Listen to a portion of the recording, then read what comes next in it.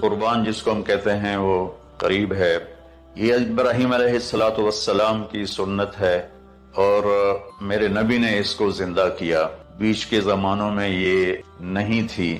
اس کو میرے نبی پاک صلی اللہ علیہ وسلم نے زندہ فرمایا اور آپ اپنے عید کے موقع پر 2 جانور ذبح فرماتے تھے، 2 دمبے، ایک امت کے لیے اور ایک اپنے لیے. ایک امت کے لیے. ابراہیم علیہ السلام سے یہ سلسلہ کیسے شروع ہوا؟ ابراہیم علیہ السلام کون ہیں؟ ان کی ہستی کیا ہے؟ ابراہیم علیہ السلام وہ نبی ہیں جن پر ساری امتوں کا اتفاق ہے. یہود بھی ابراہیم علیہ السلام کو کہتے ہیں ہمارے ہیں، عیسائی بھی ابراہیم علیہ السلام کو کہتے ہیں ہمارے ہیں، مسلمان بھی ابراہیم علیہ السلام کو کہتے ہیں ہمارے ہیں. آگے پھر یہود موسیٰ علیہ السلام پر رک جاتے ہیں اور عیسیٰ علیہ السلام کا انکار کرتے ہیں. عیسائی عیسیٰ علیہ السلام پر رک جاتے ہیں اور محمد مصطفیٰ صلی اللہ علیہ وسلم کا انکار کرتے ہیں. ان ابراہیم لأواہ حلیم. ان ابراہیم لأواہ، ابراہیم بہت مہربان رونے دھونے والے تھے. اور ابراہیم کا مطلب بھی ہے مہربان باپ. مہربان باپ. ابراہیم علیہ السلام کی کہانی تو بہت لمبی ہے، اسے سنانے کے نہ مجھے سکت ہے اور نہ ہی آگے جو ہم کاسٹ کرتے ہیں اس میں اتنی ہمت ہوتی ہے. تو ہم شروع ہی کرتے ہیں. ابراہیم علیہ السلام سے اللہ نے اپنے بچے کی قربانی کیسے لی، پیچھے سارے واقعات کو چھوڑ کر. ابراہیم علیہ السلام کو جب آگ میں ڈالا گیا اور اللہ تعالیٰ نے ان کو آگ سے زندہ سلامت باہر نکالا تو پھر انہوں نے ہجرت فرمائی اور مصر گئے. مصر کا جو بادشاہ تھا وہ ہر آنے والی عورت کو زبردستی ایک رات اپنے کمرے میں رکھتا تھا.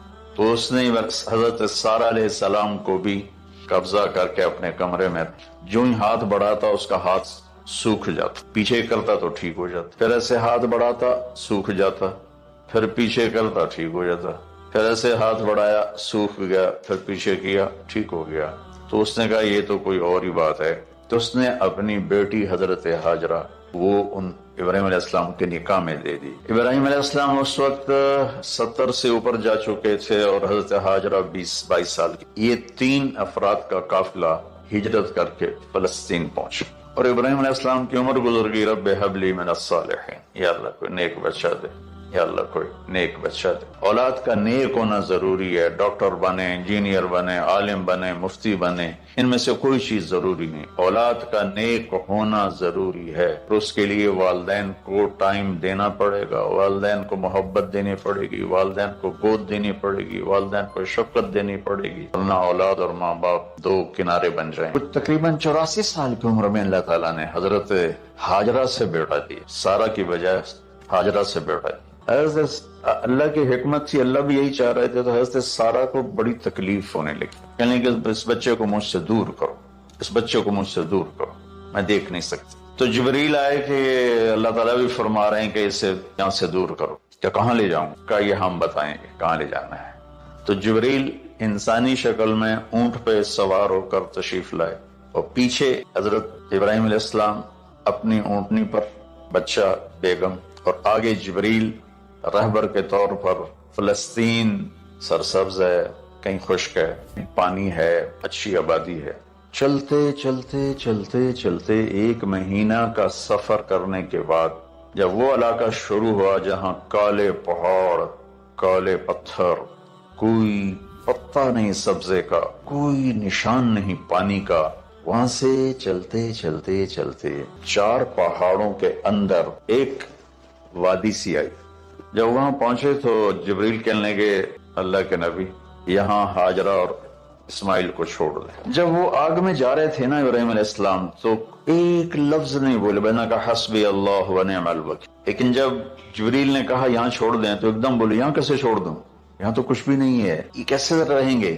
کہا یہ آپ کے رب کی منشا ہے، یہاں اللہ کا گھر بنے گا، یہاں اس بچے کی نسل سے ایک آخری نبی پیدا ہوگا جو پورے عالم کو روشن کرے گا. تو وہ وہاں 3 دن رہے. ان کے لیے ایک چھپر سا بنایا لکڑیاں کاٹ کے، یا 2 دن رہے یا 1 دن، یہ تو تحقیق کوئی نہیں ہے، لیکن ایک چھپر سا ان کو بنا کے دیا ایسے. یعنی اس وہ لکڑیوں کی چھاؤں کر دی اور نیچے ایسے بانس سے گاڑ دیے اور چل پڑے. تو حضرت حاجرہ فرمانے لگے آپ کہاں جا رہے ہیں؟ اتنا بڑا امتحان تھا کہ جواب نہیں دینا، بچوں کر کے چلو. انہوں نے پھر پوچھا آپ مجھے چھوڑ کے کیوں جا رہے ہیں؟ آگے سے خاموشی. چلتے چلتے 3 میل تک وہ اس طرح چلی. جب وہ کدئی پہنچی تو اس وقت ان کو خیال آیا یہ اللہ کے نبی ہیں، کہیں ان کو اللہ نے نہ کہا. تو ان کا اللہ امرک، کیا آپ کو اللہ نے کہا کہ مجھے چھوڑ دیں؟ ایک دم ایک نئی حاجرہ نے جنم لیا. کہ اذن، یوں گردن، اذن لن یضیعنا اللہ، جاؤ پھر میرا اللہ مجھے ضائع نہیں. ابراہیم علیہ السلام بوجھل دل کے ساتھ پیدل چل رہے تھے، دونوں میاں بیوی اونٹنی پہ سوار ہوئے، اور وہ اپنے بچے کو گود میں لے کر ایسے کھڑی ان کو دیکھ رہے تھے. یہ کوئی مہینے کے لیے نہیں جا رہے تھے، پتہ نہیں ہے کب واپس آئیں. اج دے بچھڑے قد ملن گے، جانے رب رحمان. دیکھتی رہیں. انہوں نے ایسے پہاڑی کے اوپر چڑھے کہ اونٹنی نیچے اتر، پھر انہوں نے منہ موڑا اور واپس وادی کی طرف چلی. کیا وقت تھا، صبح تھی، شام تھی. جو ابراہیم علیہ السلام غائب ہوئے تو ایک دم آپ نے اونٹنی کا منہ موڑا ادھر ہی اور کہا ربنا انی اسکنت من ذریتی بواد غیر ذی زرع ربنا لیقیموا الصلاۃ. کیا درد ہے. آپ اندازہ لگاؤ ایک آدمی کو 84 سال کی عمر میں بیٹا ملے اور پھر اسے ایسے جنگل بیابان میں چھوڑ دیا جائے تو ان کے دل پہ کیا بیت رہی ہوگی. اس دعا میں وہ درد ہے جو میرے بھی آنسوں نکل رہے ہیں. ان کو 3 دفعہ قصہ سنا چکا. اے اللہ تیرے ہی کہنے پر تو جو میرا رب ہے، یہ اللہ نہیں کہا، اللہم نہیں کہا، ربنا. اللہ تو مہربان ہے، اس میں بھی کوئی تیری مہربانی ہوگی، تیری محبت ہوگی، تیری شفقت ہوگی. انی اسکنت من ذریتی، میں نے چھوڑ دیا اپنی اولاد. اللہ میں نے وہاں چھوڑا جہاں نہ پتا ہے، نہ دانا ہے، نہ پانی ہے. تو جان. اور اس درد بھری دعا نے عرش کو بھی ہلا دیا اور آپ نے منہ موڑا. اس باپ کو سوچو جو ہر قدم پہ اپنے معصوم بچے سے دور ہو رہا ہے، اور اس ماں کو سوچو جو ہر قدم پہ اپنے خامن سے دور ہو رہی ہے. ابراہیم کی منزل تو آگے گھر ہے، 2 بیویاں اور ہیں، ادھر تو پتھروں کے ساتھ دوستی ہے. جب حاجر، میں ایک دفعہ میں ایسے سوچ میں بیٹھا، میں اتنا رویا. میں نے کہا جو وہ ہماری ماں حاجرہ وہاں اکیلی بیٹھی ہو، چاروں طرف اونچے اونچے پہاڑ، اور اندر بیٹھنے والے کو باہر کا پتہ نہیں، باہر والے کو اندر کا پتہ. شام ڈھلی ہوگی تو اندھیری رات نے کیا ظلم ڈھایا ہوگا. کالے پہاڑوں کا اندھیرا، اندھیری رات کا اندھیرا. تارے بھی حیران ہوں گے یہ کون بی بی بیٹھی ہوئی ہے.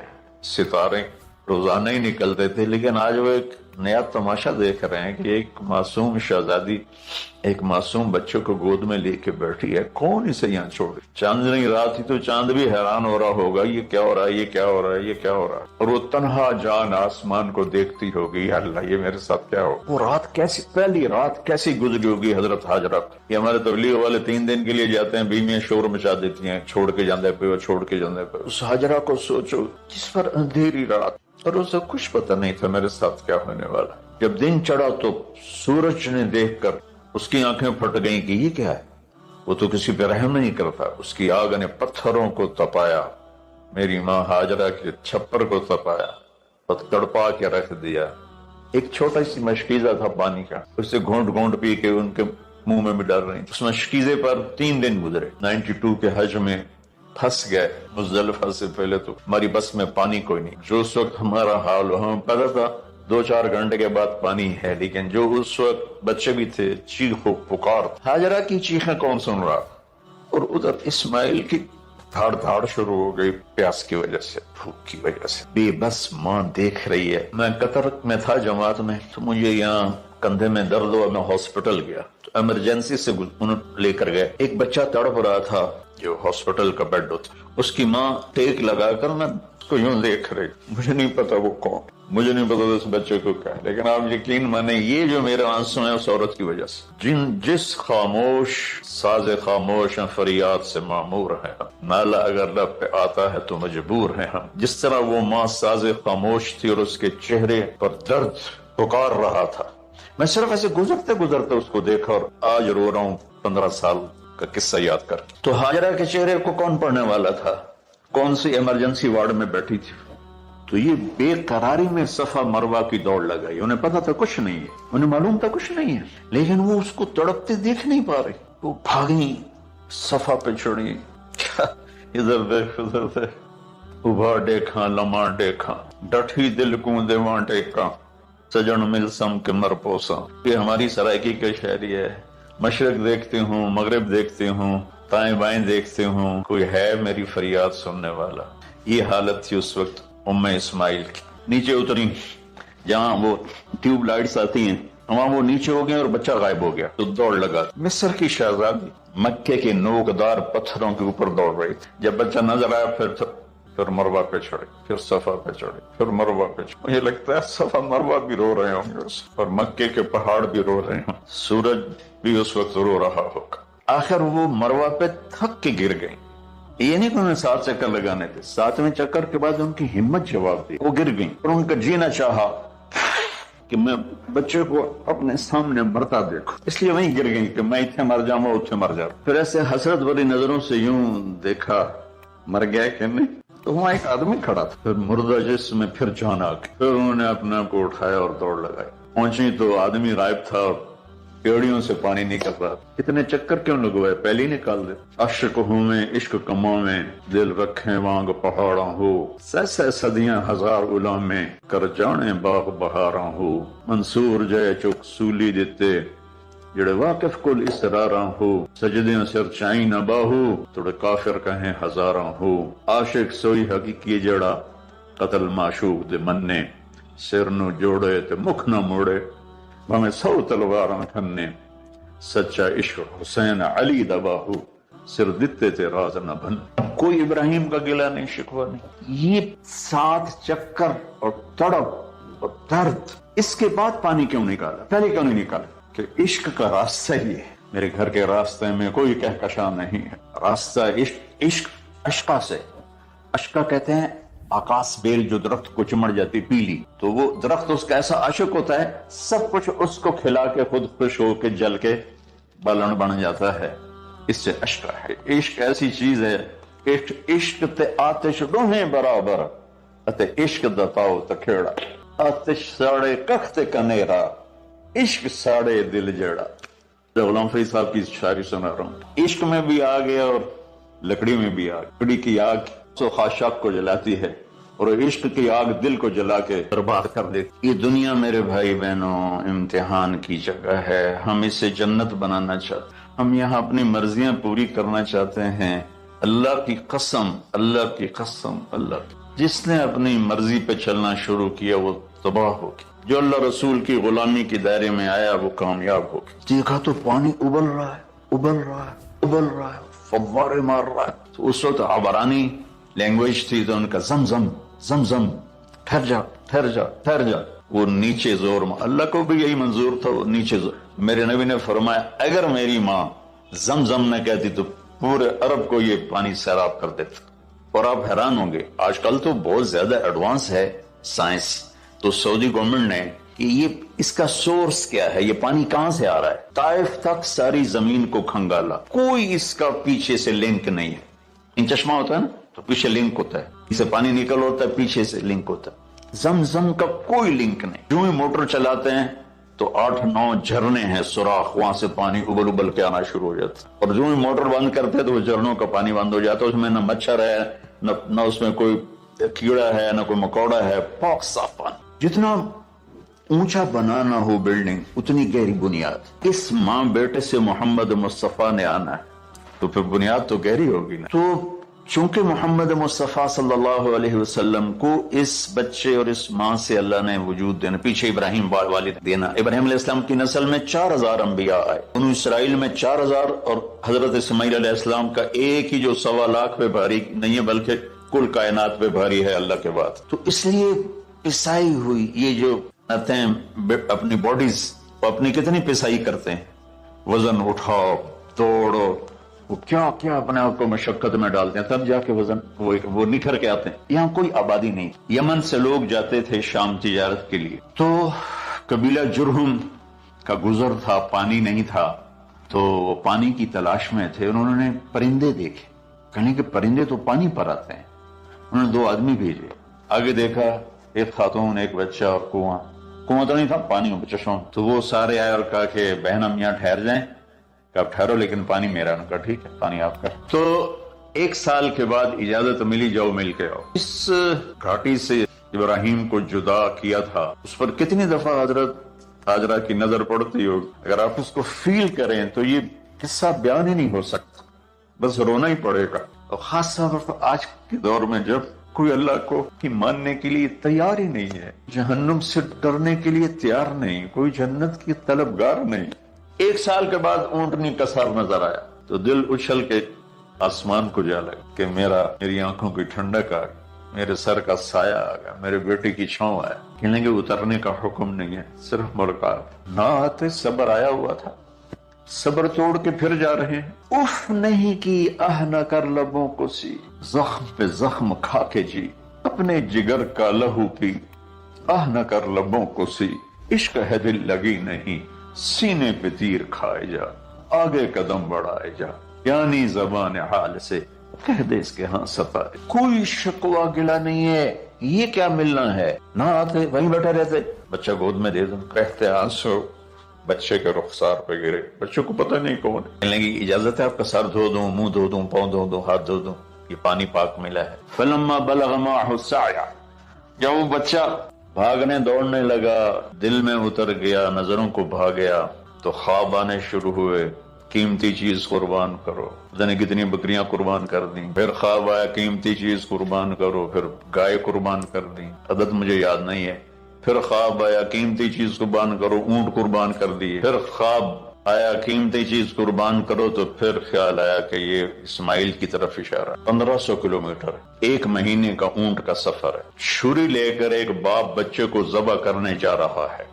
اس مہینے کے ہر منٹ نہیں, ہر سیکنڈ میں اس کے دل پہ کیا گزر رہی ہوگی. ساری دنیا پھرتے ہیں, جب گھر واپس آنے کا ہوتا ہے تو خوش ہو رہے ہوتے ہیں کہ پاکستان جا رہا ہے. پاکستان کتنی دفعہ انہوں نے دنیا پھرائی. یہ اور اس باپ کی عمر 92 سال ہو چکی. 92 سال مولانا صاحب. تو اس کی اونٹنی کے قدم کے ساتھ نہیں, ہر سیکنڈ کے ہر کروڑویں حصے میں ابراہیم کا دل پھٹتا ہوگا کہ اس معصوم بچے کو ذبح کیسے کرو. اللہ کی مان کے دکھا دی. اللہ نے تو ہمیں دین ہی آسان دیا ہے, ہم سے تو نہیں بچوں کی قربانی مانگی. ابو بکر صدیق رضی اللہ تعالیٰ نے فرمایا تھا, یا رسول اللہ, ایک آیت ہے جس کا مفہوم یہی ہے, اگر اللہ ہمیں کہتا نا بچے قربان کرو, ہم بھی چھریاں چلا دیتے. تو میں اس تصور میں جب ڈوبتا ہوں میں رونا شروع کر دیتا. آسم کا بازو ٹوٹا, 6 سال کا تھا, اس کو جوڑ رہے تھے تو اس کی چیخیں نہیں کر رہی تھی, میں باہر نکل گیا, مجھ سے چیخیں سنی نہیں گئی.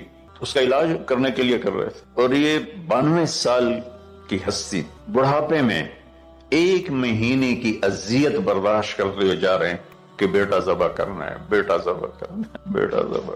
تو وہاں پہنچے تو اب اسماعیل نے جانا ہے کہ یہ ہیں میرے ابا. کیسے لفٹے ہوں گے, کیسے چوما ہوگا, کیسے پیار کیا ہوگا, یہ بیوی کا آپس میں.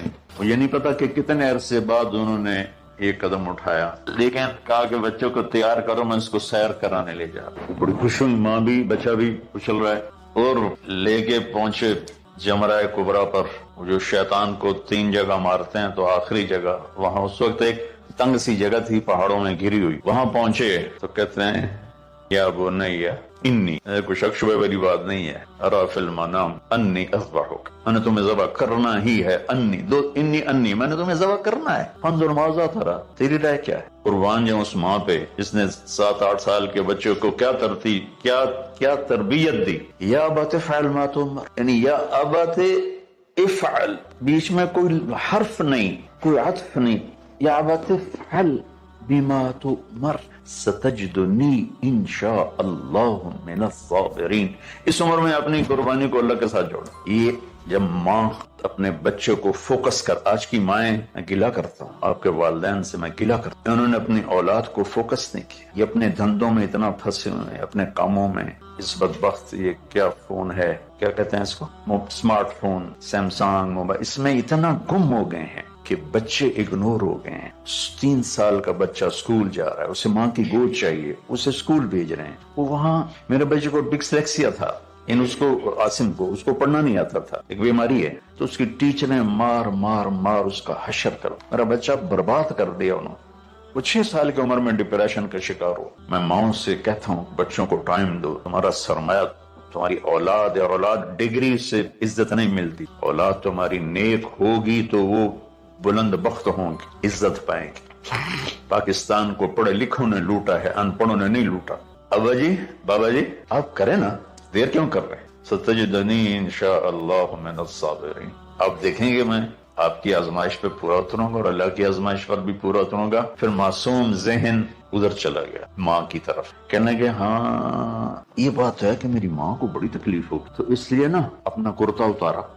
بابا جی یہ کرتا آپ میری ماں کو دے دیں، تو جب مجھے یاد کرے گی میرا کرتا دیکھ لے، آپ نے مجھے یہیں دفن کرنا ہے، ادھر نہیں لے جانا، اور آپ بھی احتیاط کریں، مجھے الٹا الٹائیں اللہ للجبین، میرا سر زمین پہ لگائیں، گردن نہیں، آپ کو تکلیف نہ ہو مجھے دیکھ۔ میں تو مرغی ذبح ہو رہی ہوں نا تو اس کو تڑپتے نہیں دیکھ سکتے۔ قربانی کے لیے مفتی صاحبان کہتے ہیں کہ اوپر کھڑا نہ جائے، خود کرے گا اوپر کھڑا، میں نہیں کھڑا ہو سکتا۔ جانور جب تڑپتا ہے مجھے کچھ ہونے لگتا، میں بچوں کو بھیجتا ہوں جاؤ قربانی پہ کھڑے۔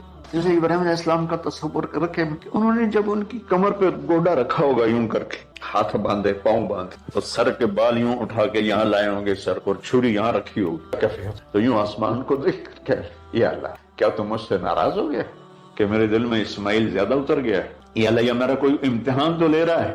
یا اللہ تیرے پر سب کچھ قربان ہے، اور یوں چلائی۔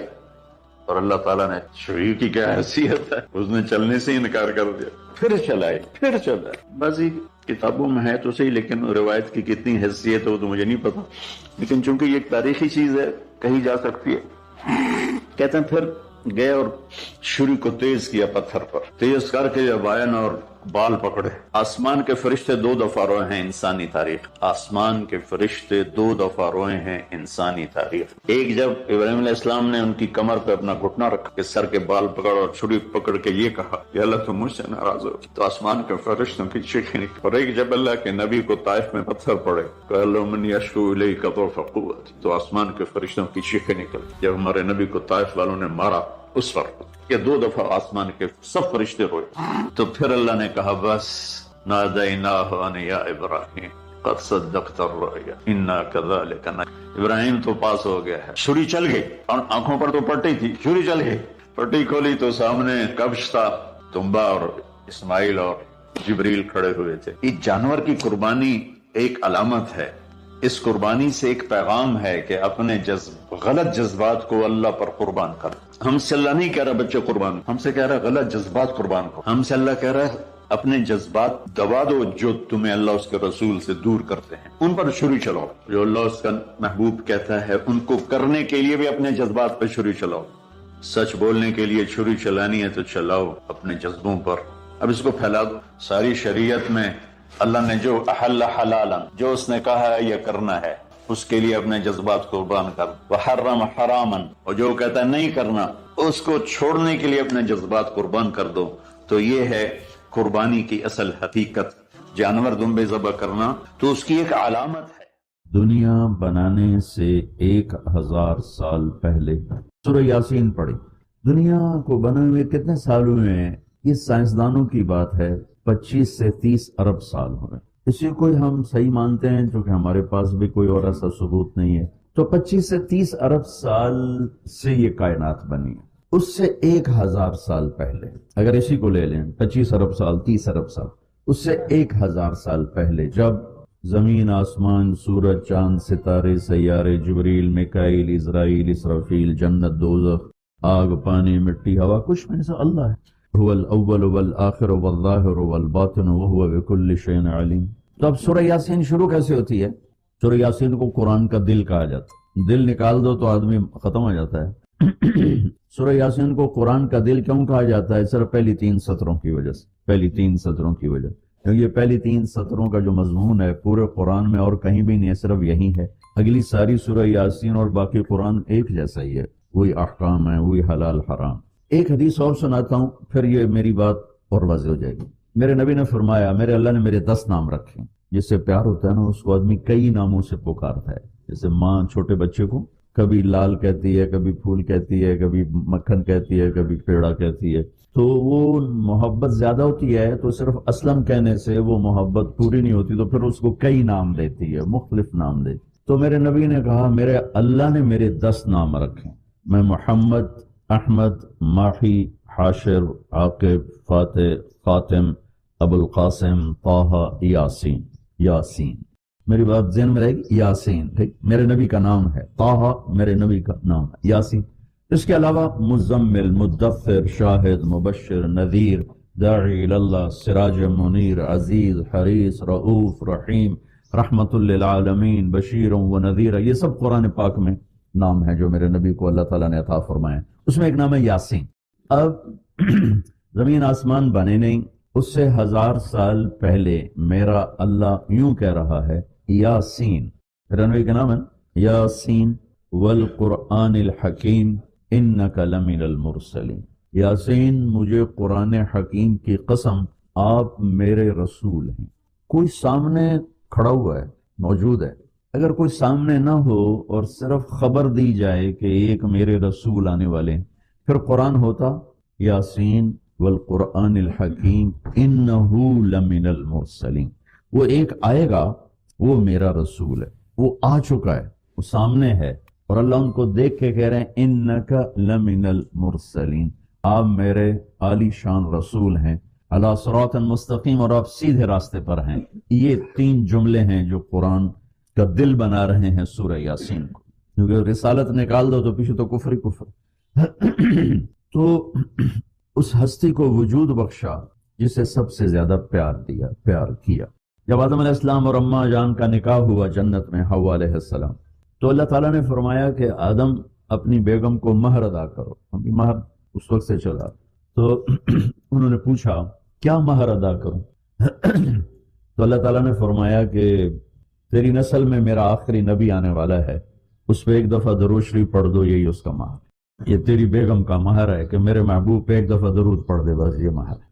تو آدم علیہ السلام بھی سوچ میں پڑ گئے کہ یہ کون ہے جو میری نسل میں ہے اور مجھے اس پہ درود پڑھنے کا حکم دیا جا رہا۔ یہ ہمارے اوپر اللہ کا احسان ہوا کہ اس نے ہمیں ایک عالی شان نبی کا امتی بنایا۔ سب کی نبوت آئی اور چلی گئی، آئی اور چلی گئی، آئی اور چلی گئی۔ یہ جو ڈی پی او ہے، ڈی سی او ہے، آتا ہے، اس کی نیم پلیٹ لگتی ہے، جب وہ اس کا ٹرانسفر ہوتا ہے تو نئی پلیٹ لگ جاتی ہے۔ آپ معراج پہ تھے، اللہ سے بات کر رہے تھے کہ یا اللہ، آپ نے ابراہیم علیہ السلام کو خلیل بنایا، موسیٰ علیہ السلام کو کلیم بنایا، داؤد علیہ السلام کو لوہا نرم کر کے دیا، سلیمان علیہ السلام کو ہوا تابع کر کے دی، عیسیٰ علیہ السلام کو مردے زندہ کرنے کا معجزہ دیا، میرے لیے کیا ہے؟ فماذا جعلت لی؟ تو اللہ تعالیٰ نے کہا میرے محبوب اولیس قد اعطیتک افضل من ذلک کلہ، میں نے آپ کو وہ دیا جو کسی کو بھی نہیں دیا، آپ کو میں نے وہ دیا ہے جو کسی کو نہیں دیا۔ یہ لو کیا ہے کہ تیرا میرا نام اکٹھا ہو گیا ہے، جدا نہیں ہو سکتا۔ لا الہ الا اللہ کے ساتھ آدم رسول اللہ بھی لگا، لا الہ الا اللہ کے ساتھ نوح رسول اللہ بھی لگا، ابراہیم بھی لگا، اور اسماعیل بھی، اور اسحاق بھی، یعقوب بھی، یوسف بھی، موسیٰ بھی، ہارون بھی، یوشع بھی، یونس بھی، یحییٰ بھی، زکریا بھی، داود بھی، سلیمان بھی، سارے نا پر جیسے ٹرانسفر ہو گیا، چلو جی پلیٹ بدلو، نیا آ گیا، ٹرانسفر ہو گیا، چلو بھائی پلیٹ بدلو، نیا آ گیا۔ اللہ نے کہا میرے محبوب، یہ جو میں نے اپنے نام کے ساتھ تیرا نام جوڑا ہے نا، اسے قیامت کا دھماکہ بھی نہیں جدا کر سکے۔ لا الہ الا اللہ محمد رسول اللہ، ذکرت الا ذکرت معی، قیامت تک تیرا میرا نام اکٹھا ہوگا، جدا نہیں ہو سکتا۔ اور اللہ نے بڑی خوبصورت مناسبت پیدا کی، اللہ کے لفظ میں نقطہ کوئی نہیں، محمد کے لفظ میں نقطہ کوئی نہیں، احمد کے لفظ میں